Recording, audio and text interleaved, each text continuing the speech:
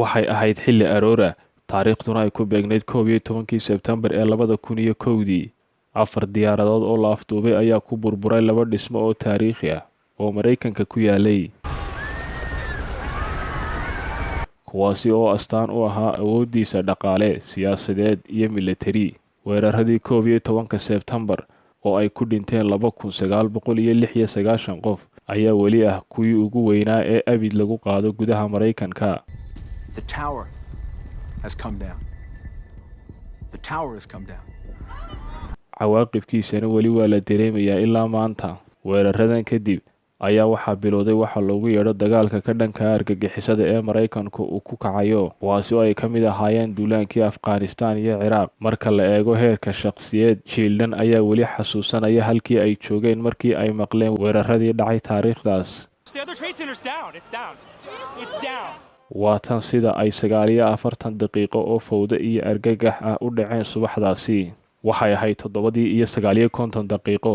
duulimaadka American Airlines ee 11 wuxuu ka duulay gegida diyaaradaha caalamiga ah ee Logan Boston isagoo ku sii jeeda Los Angeles. duuliye ku-xigeenkiisii iyo 9 kalkaaliye diyaaradeed ayaa saarnaa. waxaa kaloo saarnaa 81 qof oo rakaab ah iyo 5 afduubayaal ah oo uu hogaaminayo Maxamed Atta.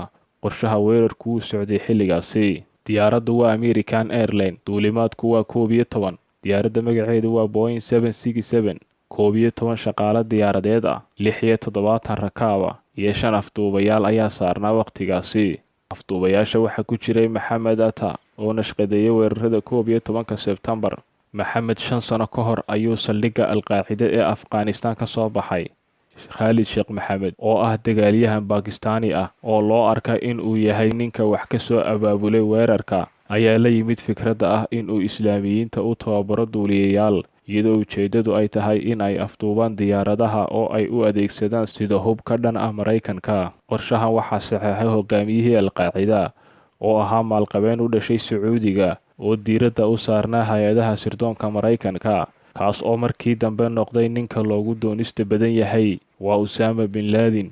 8:14 daqiiqo. qaybta kale ee isla madaarka Boston duulimaadka United Airlines ee 775 ayaa sidoo kale u duulay Los Angeles iyadoo ay saarnaayeen 9 shaqaale ah iyo 56 rakaab ah. 5 ka midii waxay ahaayeen afduubayaal. isla mar ahaantaana duulimaadkii American Airlines ee 11 afduubayaasha waxaa u suurta gashay inay galaan sagxadda duulimaadka oo ay la wareegeen maamulka diyaaradda koowaad.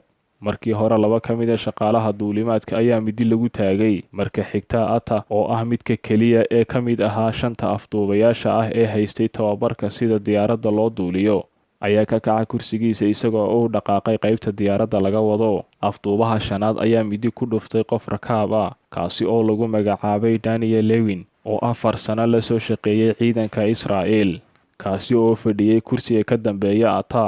waxaa la rumaysan yahay in la dilay isaga oo isku dayaya inuu joojiyo afduubka sida afduubayaasha kale ee diyaaradaha. shaqaalaha iyo rakaabkii kale ayaa lagu qasbay in ay u wareegaan qaybta dambe ee diyaaradda. 8:20 daqiiqo. diyaaradda American Airlines duulimaadka 770 ayaa ka duushay gegida diyaaradaha ee Washington Dulles ee magaalada Washington iyadoo ay la socdeen 6 shaqaale ah iyo 58 rakaab ah oo ay ku jiraan 5 afduubayaal. bartilmaameedkooduna wuxuu ahaa Los Angeles. 8:24 daqiiqo. Atta wuxuu isku dayay in uu la xidhiidho rakaabka laakiin wuxuu riixay badhan qaldan. waxaanu si qaldan ugu gudbiyay wararka afduubka diyaaradda maraakiibka hawada ee Boston. waxaanu shaaca ka qaaday inaanay ahayn hal diyaarad oo keliya balse dhowr diyaaradood la afduubay. warka ku saabsan afduubka ayaa gaadhay maamulka duulista hawada ee Mareykanka oo ah wakaaladda maamulka hawada ee dowladda. 8:45 daqiiqo. duulimaadka American Airlines ee 390 ayaa ka duushay gegida diyaaradaha ee Newark ee New Jersey kuna sii jeeday San Francisco. waxay ahayd inay baxdo 8 subaxnimo laakiin mashquulkii subaxnimo ee garoonka ayaa dib u dhigay duulimaadkaasi. markii diyaaradda United Airlines 390 ka caysay diyaaradda labaad ee United Airlines 175 ayaa la afduubay xilli ay hawada ku jirtay. 8:46 daqiiqo.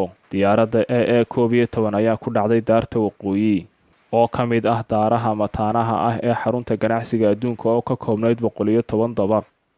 sida sawirkan ka muuqata, duulimaadka American Airlines 11 ayaa ka duulay Logan International Airport ee magaalada Boston 7:59 daqiiqo, iyadoo 8:46 daqiiqo diyaaradda ku dhacday daarta waqooyi ee xaruntii ganacsiga adduunka.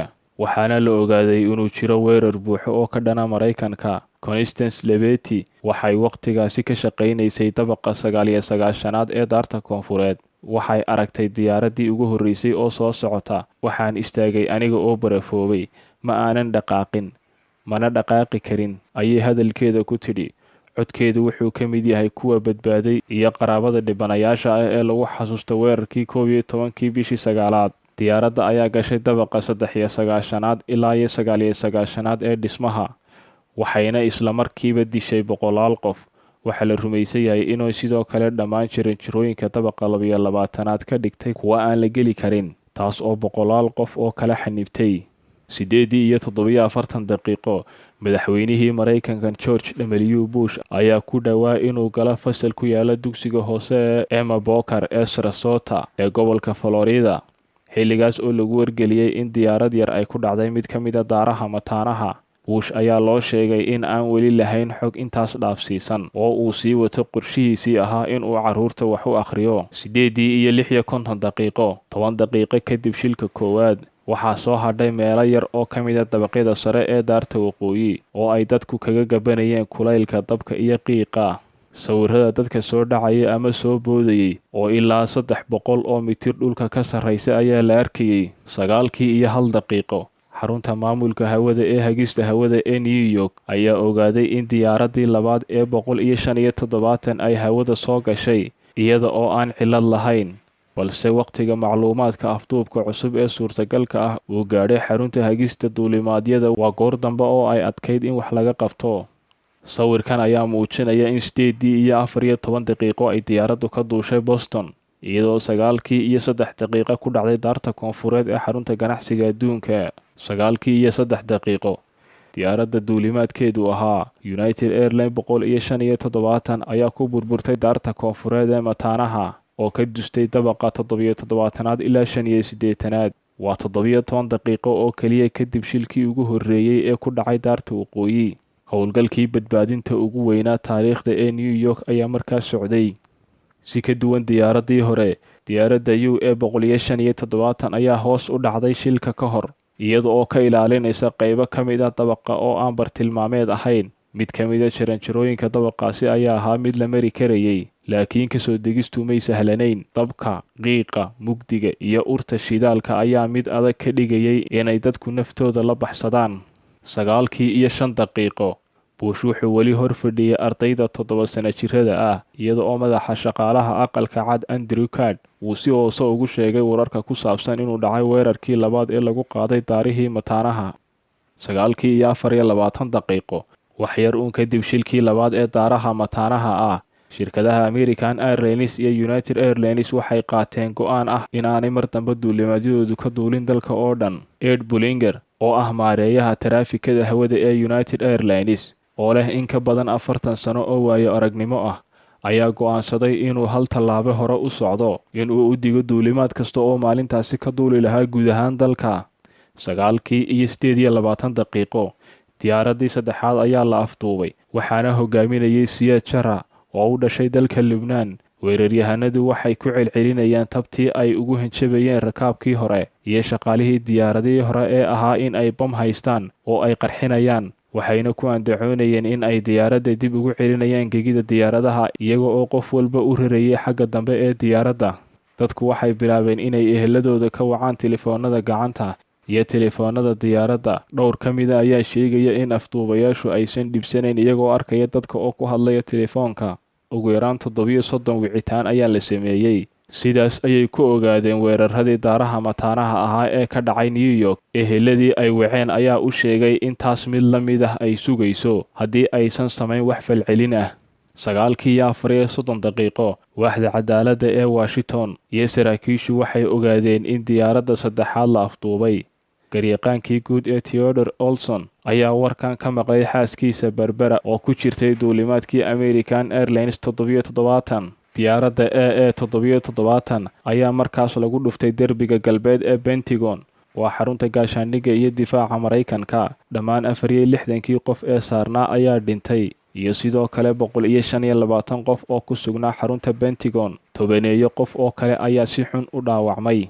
Sawirkan ayaa muujinaya duulimaadka American Airlines 777 oo 8 daqiiqo ka duulaya Dulles International Airport, isla markaana 9:37 daqiiqo ayay diyaaraddu ku dhacday derbiga galbeed ee Pentagon. Inkasta oo wararka ku saabsan weeraradu ay ku qotomeen dhacdooyinkii cajiibka ahaa ee ka dhacay daarihii mataanaha, shilkii ka dhacay Pentagon-ka ayaa waxoogaa hadalhayntiisu yaraatay.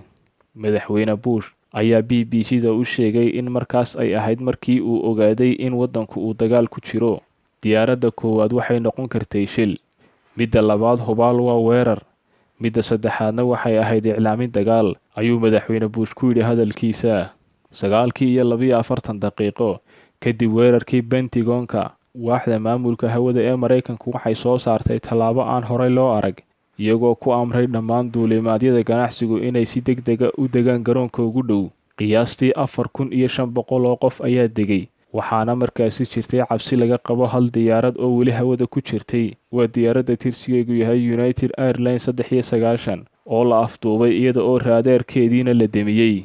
9:57 daqiiqo hadda shaqaalihii iyo rakaabkii diyaaradda UA390 waxay ogaadeen in ay halaagsami doonaan haddii ayna u dhaqaaqin sidii ay u joojin lahaayeen kuwa weerarka soo qaaday.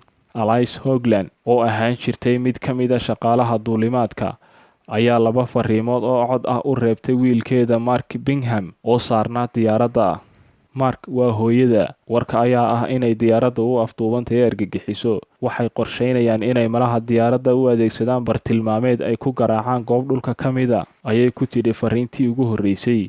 Waxaanay ku celisay talada fariinta labaad iyada oo si boobsiisa u hadlaysay. Waxaa jira hal duulimaad oo ay yidhaahdeen wuxuu ku wajahan yahay San Francisco. Nabadgelyo, ayay tidhi. Sida laga soo xigtay xogta loo gudbiyey dadka dhulka ku sugnaa, qof kasta oo saarnaa diyaaradda ayaa codeeyey oo go'aansaday in istiraatiijiyadda ugu wanaagsan ay tahay in lala dagaalamo kuwa weerarka soo qaaday. 9:58 daqiiqo iyadoo cabsidu ay sii socoto ayuu taawarka koonfureed dumay. Waxay qaadatay 11 ilbiriqsi oo keliya in dhismaha oo dhami uu soo burburo. Qof kasta oo dhismaha ku jiray waa la dilay, iyo weliba kuwa kale ee taagnaa waddada iyo hoteelka Marriott ee ku yaalay dhismaha. 10:03 daqiiqo muddo 6 daqiiqo ah rakaabkii diyaaraddii UA390 waxay isku dayayeen in ay galaan qolka diyaaradda si ay ula dagaalamaan afduubayaasha diyaaradda oo ay gacan ku haynteeda ula wareegaan. Mararka qaar Siyaad Sharaa wuxuu sameynayay inuu marba dhinac u rogo diyaaradda, isagoo isku dayayay inuu rakaabka khalkhaliyo, halka afduubaha kale uu albaabka xidhayay. Waxay weli 20 daqiiqo u jiraan bartilmaameedka oo ahaa Washington. Sawirkan ayaa muujinaya duulimaadka United Airlines 390 uu 8:42 daqiiqo ka duulaya garoonka New Jersey, isla markaana 10:03 daqiiqo ku burburaya meel ka mida Pennsylvania. Mid ka mid a afduubayaasha ayaa ku qayliyey Allahu Akbar. Markan rakaabku weli way sii wadaan weerarkooga. Diyaaradduna waxay ku dhacday meel bannaan ah oo ku taala Shanksville ee gobolka Pennsylvania iyada oo ku socota xawaare ka badan 930 kiilomitir saacadiiba.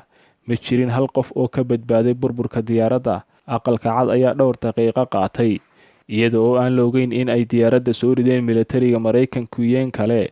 Militariga Mareykanku waxay haysteen amaro ah in ay diyaaradda soo ridaan si looga hortago in ay gaadho bartilmaameedkeeda oo la rumaysan yahay inay ahayd aqalka cad ee looga arrimiyo Mareykanka ama dhismaha Capitol. Waxay tirada guud ee ku dhimatay weeraradaasi ahayd 2,996 qof, marka laga reebo 19 afduubayaasha ahaa. Weeraradii 11 bishii sagaalaad waxay ahaayeen kuwii ugu dhimashada badnaa ee abid ka dhaca gudaha Mareykanka. Waxa kaloo ay calaamad u tahay khasaaraha ugu weyn ee shaqaalaha samata bixinta taariikhda Mareykanka. Magaalada New York oo keliya 343 ka mid ah dhimashadu waxay ahayd debdemiyeyaasha. Intaa waxaa dheer ilaa 400 oo kun oo qof oo uu saameyn ku yeeshay weerarkaasi. Cawaaqibka ka dhashay weeraradii 11 Sebtembar waxaa laga dareemayaa gudaha Maraykanka ilaa maanta. Baaqsigii Maraykanka ee Osama bin Laden ayaa horseeday duulaankii lagu qaaday Afghanistan, halkaasi oo ay Al-Qaacidadu gabaad ka dhigteen. Sanadkii 2001 caqiidada dagaalka ka dhanka ah argagixisada ee madaxweyne Bush ayaa markii dambe horseeday duulaankii Ciraaq ee 2003. 20 sano ayaa ka soo wareegtay weeraradaasi. Ka bixitaanka Maraykanka ee Afghanistan toddobaadyadii ka horreeyay sanad guurada 20aad waxaa ka muuqatay rabshado iyo jahawareer hor leh. Taliban ayaa mar kale ku soo noqotay awoodda. Howlgalkii Maraykanka ee Afghanistan si rasmi ah ayaa loo soo gabagabeeyay. Wararka ayaa sheegaya in uu Maraykanku 20 sano kadib ku guuldaraystay la dagaalanka Islaamiyiinta.